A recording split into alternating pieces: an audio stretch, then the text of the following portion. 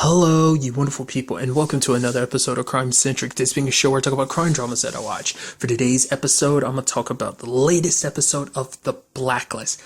A great episode. Episode took me very by surprise with everything obviously, everything happening with Ian, but also at the same time, a big part of this episode was the Capricorn killer is actually a case that's actually connected to Liz because it's a kind of unsolved case that she was kind of a part of. And it turns out that this particular case is it might not be the real killer. It might be a copycat because the blade is different. Just everything associated with that, just the reveal, it's like, I was like, oh, it's a copycat, oh, that's so interesting. Then at the same time, you had that whole thing with that dude getting his legs caught. I'm like, what the hell is that about? It's like, do we have another serial killer? It's like, oh no, we have a serial killer for serial killers. It got some Dexter level stuff going on, which at the time we were watching, I didn't even put that together, even think about that aspect, the whole Dexter potential angle of it. But it's like, wow, it's a killer killing killers. Like, I felt so bad. I was like, oh man, that poor bastard, he's getting his limbs cut off, and he had to record a recording beforehand telling his future self, what happened to you. And it's like, oh my God, the fear of knowing that that's what's going to happen to you, knowing that you're talking to your future self after what you're saying is already happening. I know I'm speaking in circles, but I was like, oh, poor bastard. And it's like, oh, it shouldn't feel that bad because he's actually a serial killer. Literally, the way he died is the same way he killed his victim. So it's like, wow, that's crazy. And then it's like, oh, it's an FBI profiler. And it's like, oh, maybe it's Agent Graves that's with her. Interestingly enough, it's the actor who played, Striker, Diamondback on Luke Cage, which is funny because I recently saw him a few episodes back on an episode of Bull too, so I thought that was kind of cool. But nevertheless, it's like, oh, everything might seem like it might be pointing towards him, even when he makes that remark of oh, but you're suspecting me. He didn't say anything about him being devilishly handsome, and he smiles. I'm like, that. I know you're joking and everything, but you saying it like that just kind of seems super creepy. But even Liz has her thoughts oh, maybe it is him, but obviously it turns out not to be him, but. Turns out to be a different FBI profiler, and it turns out that FBI profiler is actually working for her therapist, Fulton. And it's like, what? Her therapist is in on this. I was like, I knew I didn't like that lady. Something just seemed off from the beginning. It just didn't seem quite right with her. I knew something was off about that situation. So turns out this is what it is. Apparently, she kills serial killers. And she kind of brought the dude Anthony in on it too. So she's the one kind of orchestrating this little club. Currently, it's just her and Anthony. So, and it turns out everything, all her conversations with Liz has been kind of an interview for that group. Because it's learning more about Liz's,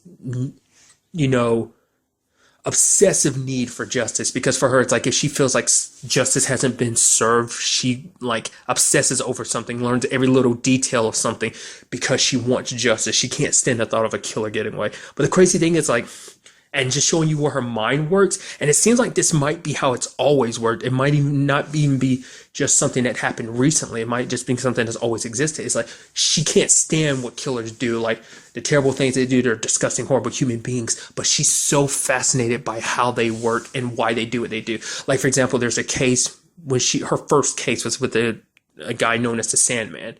It's there was this girl that went with the Sandman, but it's why?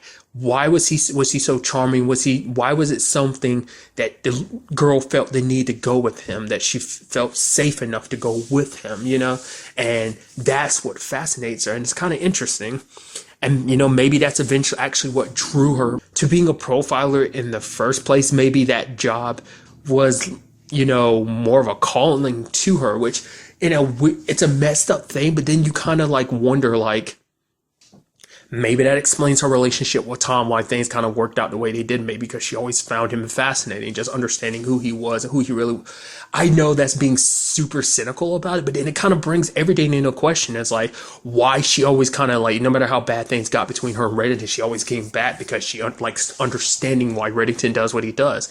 Like I say, I'm probably looking too deep into this, but it's just it's crazy just to think about it. Because it's the entire series, you think you've known Liz so well, and it's oh, now you see this very dark side of her kind of creeping out, and she actually isn't afraid of it too. And it's I thought, this season wasn't just about her coming to terms more with, Red being her dad and everything. It's more about her coming to terms with who she potentially might be. It's like, all your mind is like, no, Liz is a good cop. Even like Fulton brings it up. It's like, oh, Reddington, believed that you were nothing like him. And then like Liz is like, yeah, from the beginning, you've always knew that was not true. Because interestingly enough, I thought because I was like, maybe that explains why Fulton talked to Reddington the way she did, because it's like maybe on some level, like it's like, oh, people like you who escape justice disgust me, because she finds Liz fascinating. I guess it's because of the whole duality of her being who she is, being the cop and everything, wanting justice, but also being the child of like such a notorious criminal such as Raymond Reddington. So it makes Liz quite discerning, makes her quite fascinating, also makes her quite the person to get to join your group, because I'm sure Fulton, she sees a lot of potential in Liz, and that's scary to think about. Like,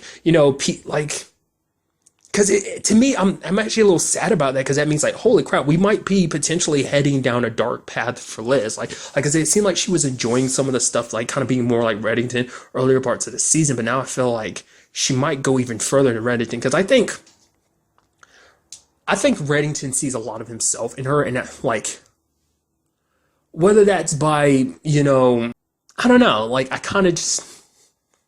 Because always lingering in the back of my mind is the fact is that he may not be her dad. DNA test and all, I know, sure. But there's still some part of me that thinks, like, maybe it's not the familial relationship she thinks it is. Or, like, I don't know. I'm like, he's her dad and everything. But it's still, like, there still seems like there might be something off about that. But I don't know. That's just me being probably, like I said, wasn't good reading or thinking too much about it. But I think Red's always wanted her not to be anything like him. It's like, I want you to be a good-natured person, like be the good person that you are and everything. And I'm sure he'd be kind of devastated to find out that she's more like him. So she does go as far as telling Fulton, it's like, yo, like letting Fulton go. I did not see that coming. I was like, what is she going to do? And it's like, I did not see that coming. So Liz is reinstated now, and she has an ally in Fulton, which now, like, because Liz talks about all the different people and all the connections that Raymond has, like all the people that kind of he associates with. It's like, well, now she's kind of got one of her own. So,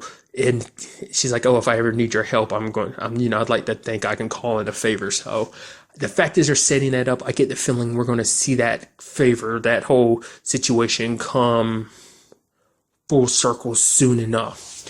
In particular, I think when it comes to Ian, she's going to ask Fulton's help. So I don't know. We'll have to like wait and see about that. But it kind of sucks too, because Agent Graves ended up dying because of that whole situation. And that's the same thing too. It's like, even under these circumstances, Liz didn't even it's like she didn't hesitate to let Fulton get away. It's just kind of like had a gun pointed at her, just like, nope, never mind, you can go. It's like, what? She literally killed a good agent in front of you and everything. It's like, like, if you're willing to let that slide, would you let it slide if anyone else got caught up in the crossfire? What if, like, Wrestler or Samar or kind of got caught up in all of that? Would she feel the same way, too? I don't know. So there's a lot of other aspects to this episode, too, when it comes to the whole Ian situation. Side note, I did not realize Ian was a U.S. Marshal. That didn't click in my head. I just thought they were regular, like, NYPD or something like that. I didn't realize he was an actual U.S. Marshal. That was kind of interesting. Was Singleton one too? Huh, nevertheless. Or is it just, I guess maybe that they belong to like a special group or task force, or maybe they're just like, oh, we've known each other for a while, which is super messed up, because even like Liz calls it out. It's like, that bastard Ian literally had the audacity to not only show up at Singleton's funeral, but also carry out the casket. It's like, you've got a lot of nerve, you disgusting bastard. But basically, there's a witness to the whole situation. And I love that, like, moment between him and Haram. It's like, oh, who are you? And he's like, oh, yeah, I'm Ian Garvey. And he's like, Haram's like, well, what'd you say your name was again? And it's like, he tries to intimidate Haram. I was like, oh, my God. I was like, Haram, don't get in the middle of this. This is going to get bad.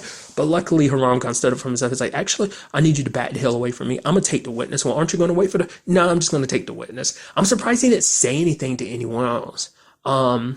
I guess, because obviously, like, Samar and Wrestler were dealing with the case, and, Liz was kind of caught up in the case, too, that he didn't want to pull them away from it. It's like, no, I've been kind of given this responsibility by Cooper. I'm going to see this through. Besides, he also kind of got brought up a bit of a connection between him and the witness. to what Ian did to Singleton. So, but then comes the thing where it's like, Reddington makes a deal with Ian because he kind of points out something I didn't even think about either. Like, knowing what Ian's known about, like, he doesn't know the entire truth. He's trying to get to know the truth, but even Reddington is like, I don't get it. You have the information, you know what you know about the bones and everything, but you haven't gone to anyone about it. You haven't gone public. It's like, you could sell that knowledge, but you're not doing anything with it. You're sitting on it. Why? Which kind of points out the fact is that Ian's not in this for himself. Like, there's someone else higher above him pulling strings. And it seems like maybe, just maybe, he's not telling who's ever pulling his strings because he owes them a debt. And it's like, he's trying to get from underneath them. And if he figures out the entire thing, maybe he could use it. It's like, oh, whoever hired Ian to do this, it's like, maybe if I find out the entire truth, I don't have to worry about, I can use this against the person that's kind of forcing me to kind of be under their thumb, you know? Or maybe it's not just him. Maybe it's someone above him in the Nash Syndicate. Maybe it's someone outside of the Nash Syndicate. Maybe someone powerful that's forcing the Nash Syndicate to kind of bend to, like, maybe Ian's trying to pretend like he's still got everything in control of the Nash Syndicate. I don't know if he's actually the leader of the Nash Syndicate or not. Notice I've said the word Nash Syndicate like multiple times just then. I don't know if he's in control there, or, you know, is there a hierarchy like above him or something? But it could be a situation of like him trying to pretend like he's still in control while actually taking orders from someone else. So it might be him trying to pretend like he still, you know, has power and control. But we'll ultimately have to wait and see. But yeah, especially because that seemed like information that you try and sell to the highest bidder or something, or to anyone that might pay, or, you know, so it could be used against Reddington. But Reddington ends up kidnapping the witness. Interestingly enough, like, one of the people, Haram sees that they have like one eye that's blue and one that's brown, and it's like, yep. For one, obviously, they went out of their way to make that such a descriptive person so that when Aram runs into them again, he's going to like, oh, that person's the one behind this. So, which we obviously, from the beginning, it's like, you know, Reddington's behind this. So, and I think in the grand scheme of things, that shows you how important this is to her. Like, don't get me wrong, Liz is very important, to the point he was telling Ian, it's like, you lay a hand on her, I'll cut off your hand. You look at her, I'll cut out your eyes. You even speak her name again, I will cut out your tongue. And basically, you know, saying that when it's all said and done, he'll find the body on his own. He's not going to work with Ian. He's not going to sacrifice the witness to Ian. It's like, okay, I'm going to hide the witness away from you and the FBI. This way, the FBI won't be coming after you because they no longer witness, but you don't get your way because I don't bend to your whim. So what I'm going to do is I'm going to find out what you're really in this for, as well as the bones themselves. And then when I do, I'm coming to kill you. So the point I was trying to make is that speaks volumes, because we see how much he cares about Liz, and he obviously would want to help her get revenge on any other occasion. He'd like to set the record straight, especially because this is a circumstance around which, well, Tom died because of him. Obviously, the argument would be like, well, no, Tom died because of Tom, because he was told to back down, but he didn't. But at the same time, it's like he did it for Liz's sake, because in the grand scheme of things, this all started because Red lied to her about whatever the bone situation is. And then it's kind of like, but the fact is, for him to go this far, even working alongside Ian, making a promise to Liz that he's going to not let Ian get away, but literally as that conversation happening, literally Ian is walking out the door. I think that speaks volumes about how much Reddington doesn't want Liz to know the truth.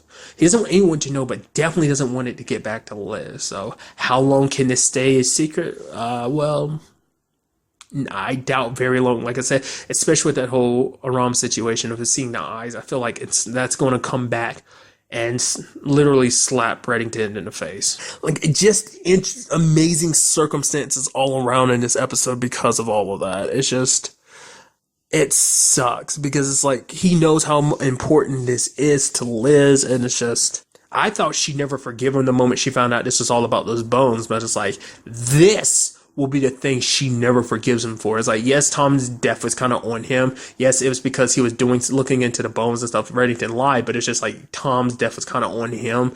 She doesn't outright say that, and it's not said, but I think it's almost kind of implied. But it's like, so she doesn't necessarily 100% hold it against Reddington. Her main focus is Ian. But the fact is, knowing that he made deals with Ian, the man that killed her husband, took away her daughter's father, their daughter will grow up not knowing Tom. that is something I don't think Liz will forgive so easily. So I don't know. We'll have to wait and see where this all takes us in the next episode. Sadly, we'll be waiting a little while. From what I was reading, the next episode won't be until April 4th. So what's that, like 3 weeks? Yeah, but really that's all I want to talk about in this episode. Till the next time we meet, be happy, be safe, live life to the fullest, and enjoy it. Good day and goodbye.